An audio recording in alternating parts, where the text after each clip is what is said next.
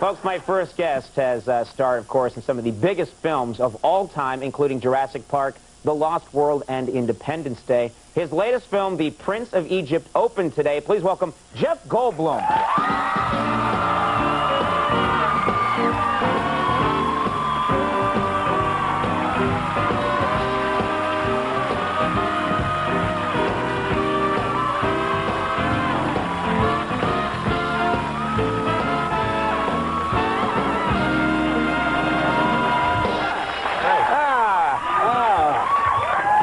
Thank you so much for coming back on the show. Nice to have you here. Thank you for inviting me. I'm thrilled to be here. We didn't get to talk about this last time. Last time, he wasn't being sarcastic. He is thrilled to be here. Why do people laugh at that? When a guest comes out here, says they're thrilled to be on the Conan O'Brien show, and it gets a huge laugh. That's not. It wasn't because they doubt that it's thrilling to be here. It was something about my delivery. You're off the hook. You're off the hook, man. It's also most of our audience is on a state work relief program. That's why they're here. They just laugh or they're punished. Yeah. They're cute. It's so festive. Look at all your things, and look at the guy in the hat and the Santa hat. Who's in the Santa? Oh, there's a guy in the audience. Oh, yeah. Oh. I thought you meant one of our guys was wearing a Santa hat, because I would have fired him. I hate Christmas. Toys and children all happy. You know, I was talking to you in the hallway after the show last time. We started talking about singing, and you said something very strange. You said that you think that singing is everybody's God-given right and that everybody must sing as often as they can. Do you believe that, really? Well, it's not my religion, well, yeah, no, I mean, if you don't want to sing, I'm not going to make anybody sing, of course, but I think people, you know, I've run into it more and more where people say, oh, you know, my mother or my older sister, people said, oh, don't sing, and people find it so easy to make jokes, mean jokes like, hey, keep your day job, don't sing, you know what I mean? Doesn't everybody, haven't you had that thing? And people are stricken by, oh, I can't sing. They've been humiliated, and I think it's intergenerational, you know, from generation to generation, whatever the hell is it, you know, and so mothers do it to sons, and they do it to their children. It's like it's passed on. I think so, and singing is like, somebody said, I didn't make this up, like prayer. You don't have to be good. You don't have to have a good voice to do it, just like prayer. It's your birthright to thrill to do it, and your genuineness of heart is all that qualifies. And so do you sing often, like around the house? No, I never sing. I don't.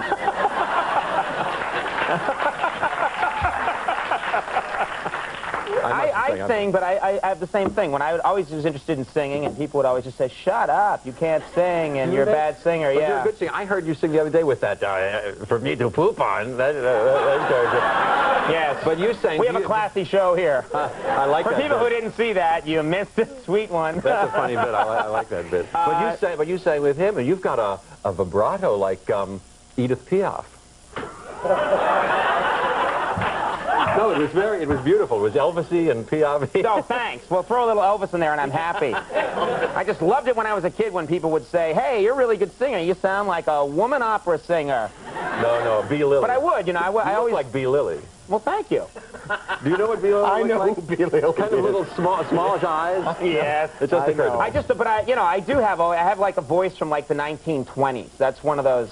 Yeah. I do. I don't have a voice of young people today. I have a voice that's like, hey, you pal, come over here, see? Let's get going. That's the voice I have.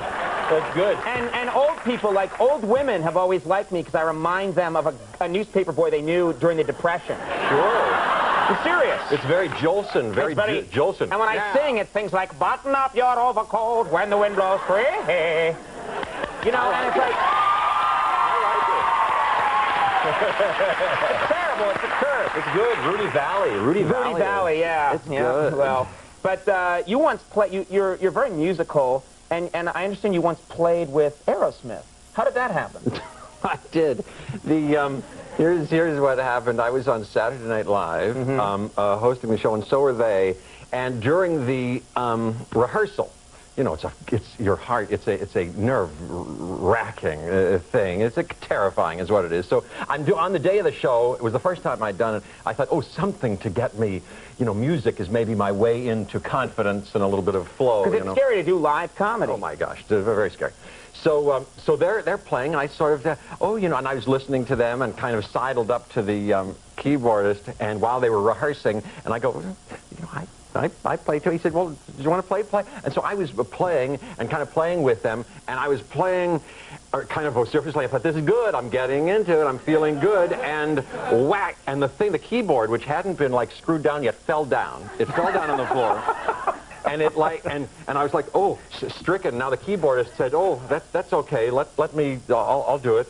Oh, look, one of the things is broken. That's okay. I said, I'm sorry. Perform in like an hour. Yes. Yeah. And now you can imagine what my system is doing. I'm feeling, oh, I'm such a jerk. Oh, I feel terrible now. How can I go on? Anyway, I went on and worked out. I felt good. But now we switched to a year later, and I wound up at a concert, an outdoor concert in San Diego or something. A big 30,000 people, and we were backstage because we'd seen them before. It's an Aerosmith concert. Yeah. An Aerosmith concert, and he was singing songs to me and my group back kind of on the side of the stage. And then toward the end, he said, hey, Jeff, are you going to play with us or what?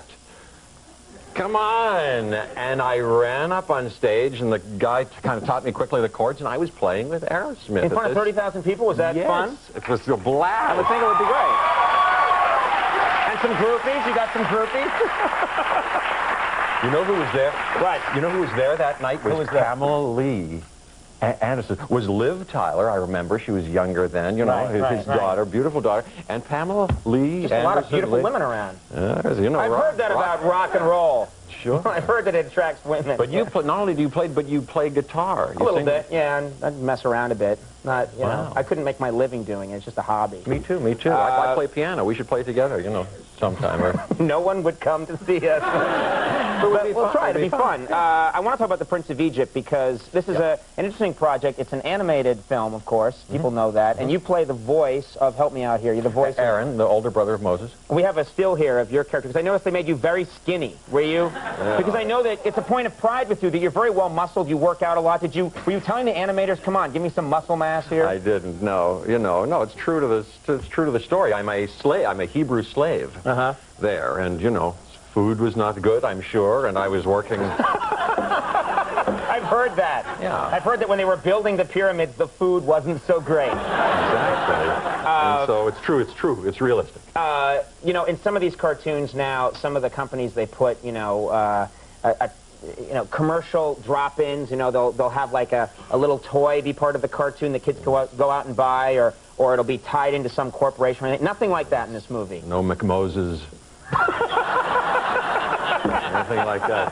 There's no McMoses, no. Very classy movie, very classy presentation. Yeah. No, I've seen that. I've seen the trailers. It looks really beautiful. Yeah, they do a great job. It's a beautiful, beautiful thing. Yeah. And they got a great cast. Tell me, who's in this thing? Oh, my gosh. Val Kilmer, Sandra Bullock, Michelle Pfeiffer, Steve Martin, Martin Short, Patrick Stewart, Helen Mirren. Unbelievable, yeah. Very good cast. Who does Patrick Stewart play? He's got a very distinctive... Oh, yes. He plays the Pharaoh. He's the Pharaoh. Oh, he'd be a good Pharaoh. I'm glad that they didn't make him, you know, play like a little servant boy. No. Please, I want more candy. He's authoritative. Did they throw any Charlton Heston in there just for old time's sake? No. Oh. They were going to, but you put the kibosh on it for... No, he just stood outside Jake the recording studio. I'm here. Bang, bang, bang. I'll go get my Uzi if you don't let me in. A voice for the burning bush. I'm ready. Ready to go. Yeah, holiday season, of course, upon us. You don't love getting gifts. I read that in some interview. You don't love getting gifts. You're not a gift guy, is that right? Well, I'm not a collector so much of things. You know, I don't like a lot of stuff around my house. I don't have bric-a-brac and stuff. And I kind of have, you know, my life is beautifully blessed with abundance. I have the clothes I need. I have the food I need. I have the records I need, books. And I don't keep anything. I look in my closet oftentimes and go, I haven't worn that in 3 months. Get rid of it. So I have very few things. And I love the idea that somebody wants, that it's the thought and the... Right. And you get to touch them and say, oh, thank you very much, and da-da-da-da, if you want to touch them. You don't always get to touch them.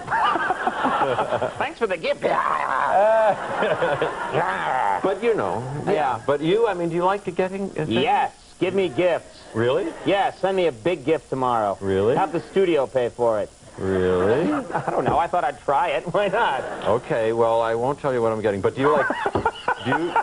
No, don't send me, because the entertainment business, you get stuff. Have you noticed this, Andy? You get stuff when you're in the entertainment business, they send you stuff that is kind of, oh, it looks like it cost them some money and stuff, but at the same time, you can't really have it out. Do you know what I mean? It's like, you know, look what I got this nice new present, and it's like a nice kind of a paperweight, but it's a giant Teletubby that sings 24 hours a day, and it promotes Teletubbies. So you're like, oh, I'll just put that in the closet, and a kid will want that at some point. Yeah, I know. Things that advertise their own agenda. True. I know. I don't like to have things around. The way you said that. Just a chilling end to a nice Christmas segment. Things that advertise their own agenda.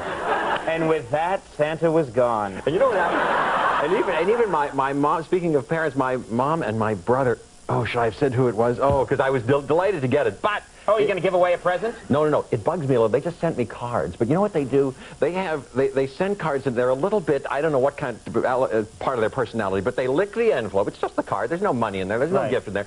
But they're not satisfied. They're paranoid that it's going to come apart. So they put Scotch tape on the little bits that, and when I get it, I cannot open the thing up.